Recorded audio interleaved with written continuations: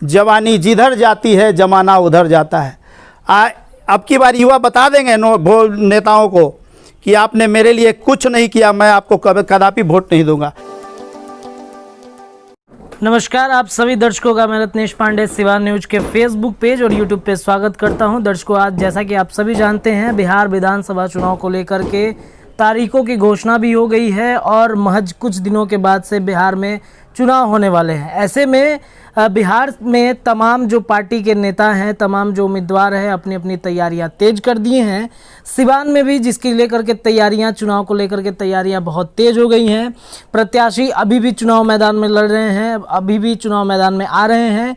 ऐसे ही आज हमारे साथ में एक प्रत्याशी हैं जिन्होंने चुनाव लड़ने की घोषणा की है। हमारे साथ है एक प्रतिष्ठित समाज सेवक और प्रतिष्ठित एक व्यक्ति राजन कुमार जी। हम इनसे बातचीत करते हैं, चूँकि ये समाज सेवा के क्षेत्र में लगातार, आप इन्हें जानते होंगे, समाज सेवा के क्षेत्र में हमेशा अपनी कायम मिसाल जो है कायम करते नजर आते हैं। इनसे बातचीत कर लेते हैं। चुनाव मैदान में जिस प्रकार से ये उतर रहे हैं, ये किस प्रकार से अपने आप को रिप्रेजेंट करेंगे और क्या मुद्दा रहेगा इनका। सर, सबसे पहले तो आपका बहुत बहुत स्वागत है सिवान न्यूज के पेज पे। Thank you. और हम भी अपने सिवान 105 विधानसभा क्षेत्र में आपका स्वागत करते हैं। जी सर, मेरा सबसे पहला प्रश्न आपसे ये होगा कि आप खुद को सिवान विधानसभा क्षेत्र से कैसे रिप्रेजेंट करेंगे? मैं सिवान में किसी परिचय का मोहताज नहीं हूँ। मैं सिवान में हर तबके के साथ, हर वर्ग के लोगों के साथ मेरा अच्छे तालमेल रहे हैं। शुरू से, बचपन से, मैं 55 साल का उम्र हुआ लगभग, मैं बचपन से और 55 तक मैं समाज के बीच में ही रहा हूँ। और मैं ये शहर का एक एक व्यक्ति मुझे पर्सनल रूप से जानता है, एक एक व्यक्ति पर्सनल रूप से जानता है। मैं किसी समाज, वर्ग विशेष और जाति विशेष के साथ मेरा रिश्ता नहीं रहा। मैं पूरे समाज के साथ मेरा संबंध जुटा हुआ है, ये पूरा शहर जानता है। मैं पूरे शहर वासियों के विश्वास पर मैं इलेक्शन लड़ने के क्षेत्र में उतरा हूँ। आप किस पार्टी से चुनाव लड़ने की किसी भी पार्टी से नहीं, निर्दलीय पार्टी से। अच्छा, निर्दलीय। सभी पार्टियों ने अपने अपने उनके आप देखेंगे, आधार देखेंगे तो सबके पार्टियों के आधार जातिगत आधार हैं। निर्दल पार्टी का कोई भी जातिगत आधार, सारे लोग निर्दल को अपने साथ मिला के लेके चलेंगे, यही मेरा आधार है। सर, हम बात करें सिवान की, तो जिस प्रकार से जो चुनाव हो रहे हैं सिवान में जातिगत आधार पे बहुत ज़्यादा ये मिल रही है लोगों को, तो क्या लगता है आपको कि इस बार आप भी जातिगत आधार पे चुनाव लड़ेंगे? मैं जातिगत आधार पे कभी बात नहीं करता हूं। और पूरे पार्टियों का मैनिफेस्टो आप उठा के देख लें, किसी भी जाति के आधार पर उनका मैनिफेस्टो नहीं बनता है, लेकिन वो उनका बैकग्राउंड जो है वो जातिगत आधार हो जाता है। आप एक व्यापारी के यहाँ जाते हैं तो जात पूछ के जाते हैं। मैं आपसे पूछ रहा हूँ, आप डॉक्टर के यहाँ जाते हैं तो जात पूछ के जाते हैं। आप किसी शिक्षक के यहाँ जाते हैं पढ़ने के लिए तो जात पूछ के जाते हैं। एक खिलाड़ी मैदान में खेलता है और लोगों का प्रोत्साहन क्या जात पूछ के होता है।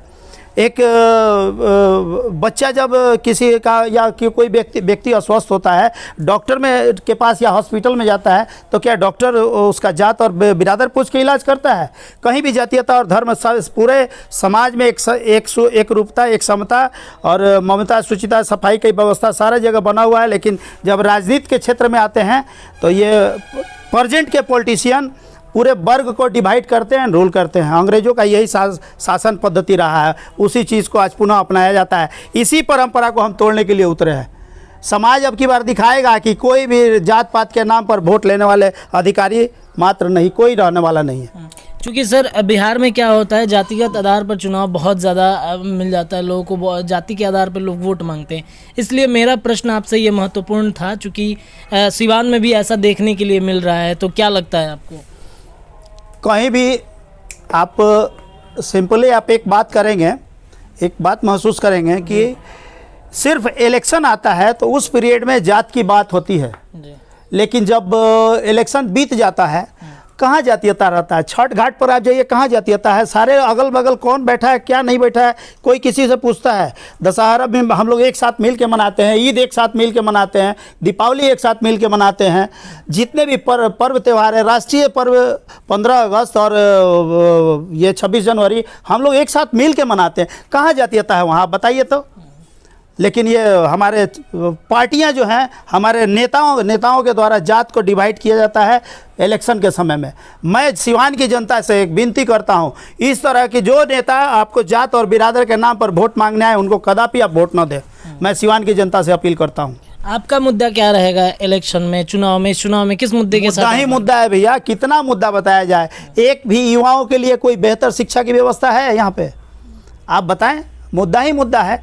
एक भी प्लेग्राउंड है, एक भी कोई बेहतर हॉस्पिटल की व्यवस्था, सरकारी हॉस्पिटल में चले जाएं, क्या व्यवस्था है? हमारे नेता क्या कर रहे हैं? एक केजरीवाल को देखिए, वहाँ दिल्ली में आप 5 साल में उसने शिक्षा और स्वास्थ्य दोनों का स्वरूप बदल दिया। एक मुखिया का अगर मनोबल अगर भीतर से हाई है, मजबूत है, तो निश्चित रूप से अपने परिवार का, अपने समाज का, अपने राष्ट्र का बेहतरीन निर्माण कर सकता है। तो यहाँ तो नेताओं के पास सबके पास मनोबल की कमी है, इनका आत्मबल कमज़ोर है, इसलिए ये परिवर्तन, कोई भी चीज़ परिवर्तित नहीं कर पाते हैं। परिवर्तन के लिए साहस की अपेक्षा की जाती है। जो साहसी होगा वही व्यक्ति परिवर्तन कर पाएगा। आप केजरीवाल जी की बड़ाई कर रहे हैं, क्या आप पार्टी से आप लड़ेंगे क्या? किसी भी व्यक्ति की अगर अच्छाई है तो उस व्यक्ति की अच्छाई को ज़रूर बताना चाहिए। किसी भी व्यक्ति की या पार्टी की अगर अच्छाई है तो उस व्यक्ति की पार्टी और अच्छाई को ज़रूर साबित करना चाहिए समाज में। मैं किसी पार्टी और मैं किसी दूसरे अदर व्यक्ति के मैं पक्ष में मैं नहीं बोल रहा हूँ। मैं खुद आम आदमी पार्टी में था, लेकिन मैं उनके टिकट और उनके झंडे को मैंने फेंक दिया, इसलिए कि वहाँ उनके द्वारा यहाँ भी जातीयता का फंडा प्रसारित किया जा रहा था। केंद्र में जो लोग यहाँ पे आए थे उनका नेतृत्व भी जातिगत आधार पे था। मैंने उठाया और ले जाके उनका कॉपी, झंडा जितना भी था सब मैंने टोपी वोपी फेंक के उनके पास ऑफिस से चले आए। कहा हमें आपके पार्टी से इलेक्शन नहीं लड़ना है। जहाँ जातीयता, मैं तो बहुत ईमानदारी से 7 साल मैंने आम आदमी पार्टी का ईमानदारी से मैंने सेवा किया, लेकिन इन्होंने केंद्र का जो नेतृत्व, प्रदेश का जो नेतृत्व करने वाले लोग हैं, ये जातिगत आधार पर इन्होंने हमारे समाज में विद्वेष फैलाने का काम किया। कितने लोगों ने वापस कर दिया। अच्छा, सिवान से अगर आप जीत जाते हैं तो क्या प्लान रहेगा आपको सिवान को विकसित बनाने के लिए? मेरा प्रयास इंदौर के जैसा स्वच्छ साफ सुथरा शहर, क्लीन सिटी, ग्रीन सिटी, पहला मेरा टारगेट यही रहेगा। क्लीन सिटी, चूँकि शहर स्वच्छ रहेगा, घर आपका स्वच्छ रहेगा तो आप स्वस्थ, निश्चित रूप से आप जानिए कि आप स्वस्थ रहेंगे। मेरा प्रयास इंदौर के जैसा शहर को मेरा बनाने का पहला प्रयास होगा। अच्छा, युवाओं के लिए क्या प्लान है आपके पास में? युवाओं के पास तो प्लान ही प्लान है। सबसे पहले यहाँ सिवान के किसी भी युवा को, कोई भी व्यक्ति एक भी मोटिवेट करने के लिए, कोई भी नेताओं का कभी आप देखे हैं, किसी प्रोग्राम देखे हैं? एक भी युवाओं के लिए कोई पुस्तकालय खोला गया है? एक भी युवाओं के लिए कोई प्लेग्राउंड किसी ने दिया है? आप बता दिए 15 साल आरजेडी का शासन रहा, 15 साल बीजेपी का शासन रहा, किसी भी नेताओं के द्वारा ये विचार व्यक्त किया गया कि मैं युवाओं के लिए कोई बात मैं रखता हूँ? एक छोटा सा एक दोहा मैं आपको बता देता हूँ। जी बिल्कुल। कि अब तक का इतिहास सिर्फ यही बतलाता है, जवानी जिधर जाती है जमाना उधर जाता है। अब की बार युवा बता देंगे नेताओं को कि आपने मेरे लिए कुछ नहीं किया, मैं आपको कदापि वोट नहीं दूंगा। जो करेगा उसको सिवान का युवा अपने सर आंखों पे बिठाएंगे। अच्छा, चलिए हम और बातचीत कर लेते हैं आपसे कि जिस तरीके से सिवान में अलग अलग पार्टी के नेता उतर रहे हैं, अलग अलग मुद्दों के साथ में प्रचार प्रसार कर रहे हैं, क्या आप भी उन्हीं की तरफ प्रचार प्रसार पे लगे हुए हैं या फिर? आप तो हमारे लोकतंत्र के चौथे स्तंभ हैं। जी। आप खुद हमारे बीच रहेंगे और देखेंगे कि मेरा प्रचार करने का तरीका क्या है और मेरा मुद्दा क्या है। मैं हर चौराहे पे नुक्कड़ सभा करूंगा। अच्छा। आप देखेंगे कि मैं कैसे प्रचार करूं। अच्छा। क्योंकि अभी क्या है कि पोस्टर और जिस तरीके से पोस्टर वार चल रहा है अपने बिहार में नेताओं को लेकर के, झंडे जिस प्रकार से जा रहे हैं, तो क्या आपका भी उसी प्रकार का कुछ रहेगा क्या? ऐसा कुछ नहीं है। मेरा तो प्रचार हर व्यक्ति से प्रेम से मिलना, आत्मीयता और प्रेम फैलाना, बस मैंने समाज में प्रेम बांटा है और हमको रिटर्निंग में वही मिलेगा। समाज में हिंसा बांटिएगा, आपको भी हिंसा को हिंसा से भय लगा रहता है, प्रेम सदा निर्भय रहता है। सर, हमारी एक कार्यक्रम चलती है विकास की खोज यात्रा, जिसमें हम हर एक विधानसभा क्षेत्र में घूम रहे हैं। अब तक लगभग हमने हर एक विधानसभा क्षेत्र को कवर कर लिया है, कुछ क्षेत्र रह गए हैं। हम जहाँ पे भी जाते हैं लोगों को विधायक के कार्यकाल के बारे में पता नहीं होता है कि विधायक एक्चुअली में करता क्या है। जो भी फंड आते हैं, बहुत सारे फंड ऐसे आते हैं राज्य सरकार के तरफ से जो फंड के बारे में पता नहीं चल पाता है, योजनाओं के बारे में पता नहीं चल पाता है। तो आपसे हम जानना चाहेंगे एक विधायक का जनता के लिए क्या समर्पण होता है, जो योजनाएं होती हैं क्या उन्हें किस प्रकार से वो जनता को बताती है। चूँकि मन स्वच्छ और साफ, हृदय साफ हो, जी तो एक विधायक जो है वो एक रेलगाड़ी के इंजन के तरह होता है। रेलगाड़ी का इंजन के वो जैसे डब्बे में कौन बैठा है, किस जाति बिरादर का बैठा है वो नहीं देखता, वो जो बैठेगा उस डब्बे में वो सबको खींच के लेके चला जाएगा। एक सारथी अपने गाड़ी में किसको बैठाना है ये नहीं देखता है, जो बैठा है वो उसको सबको लेके चलता है। घर का मुखिया जो छोटे हैं बड़े हैं सबको, सबसे छोटे के लिए तो उसके समाज मुखिया का ड्यूटी बनता है कि सबसे छोटे के प्रति और सहानुभूति और प्रेम दर्शाए। तो जो हमारे समाज के जो दबे कुचले और पिछड़े वर्ग के लोग हैं, खासकर उनको भी मुखिया का ड्यूटी बनता है, एक नेता का ड्यूटी बनता है साथ में लेके चलना। जी। अच्छा, तो विधायक के कार्यकाल को किस प्रकार से जनता समझे कि विधायक एक्चुअली होता क्या है, जनता के बीच में किस प्रकार विधायक को जाना चाहिए। जैसे एक परिवार का मुखिया अपने परिवार के हर व्यक्ति को देख रेख करता है, भरण पोषण करता है, एक विधायक को और एक सांसद को उसी तरह अपने समाज के पुत्र की तरह देख रेख करना चाहिए।